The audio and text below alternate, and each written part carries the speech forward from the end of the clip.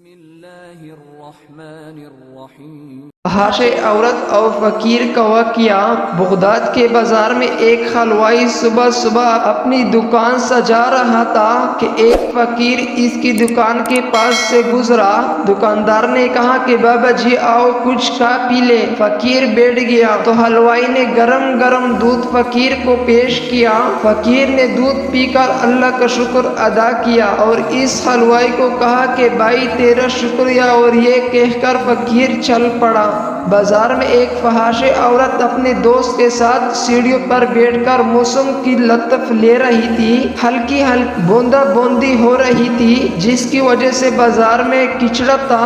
فقیر اپنی موج میں بازار سے گزر رہا تھا کہ فقیر کے چلنے سے ایک چمٹا اڑا اور فحاشِ عورت کے لباس پر گر گیا۔ جب یہ منظر فحاشِ عورت کے دوست نے دیکھا تو اسے بہت غصہ آیا۔ وہ اٹھا اور فقیر کے منہ پر تھپڑ مارا اور کہا فقیر بنے پھرتے ہوئے، چلنے پھرنے کی تمیز نہیں۔ فقیر نے ہنس کر آسمان کی طرف دیکھا اور کہا مالک تو بھی بڑے بے نیاز ہے، کہے سے دودھ پلواتا ہے، کہے سے تھپڑ مرواتا ہے۔ یہ کہہ کر فقیر آگے چل پڑا۔ فحاشِ عورت چاہت پر جا رہی ہوتی ہے تو اس کا پاؤں پھسلتا ہے اور زمین پر سر کے بال گر جاتی ہے۔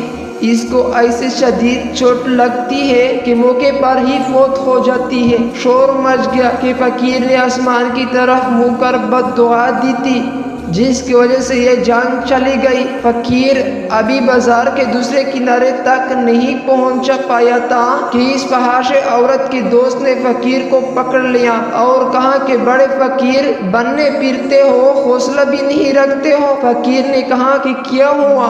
اس نے کہا کہ تم نے بد دعا دی اور عورت کی جان چلی گئی۔ فقیر نے کہا کہ وہ اللہ میں نے تو کوئی بد دعا نہیں دی۔ تو اس شخص نے کہا کہ نہیں، تیرے ہی بد دعا کی کیا دارا ہے۔ جب اس نے ضد کی تو فقیر نے کہا کہ اصل بات پوچھتے ہو تو میں بتاتا ہوں کہ میں نے کوئی بد دعا نہیں کی، یہ یاروں یاروں کی لڑائی ہے۔ لوگوں نے کہا وہ کیسے؟ فقیر نے کہا کہ جب میں گزر رہا تھا اور میرا پاؤں سے چمٹا اڑا اور اس عورت کے لباس پر پڑا تو اس کا یاروں کو غصہ آیا، اس نے مجھے مارا، تو پھر میرے یار کو بھی غصہ آ گیا۔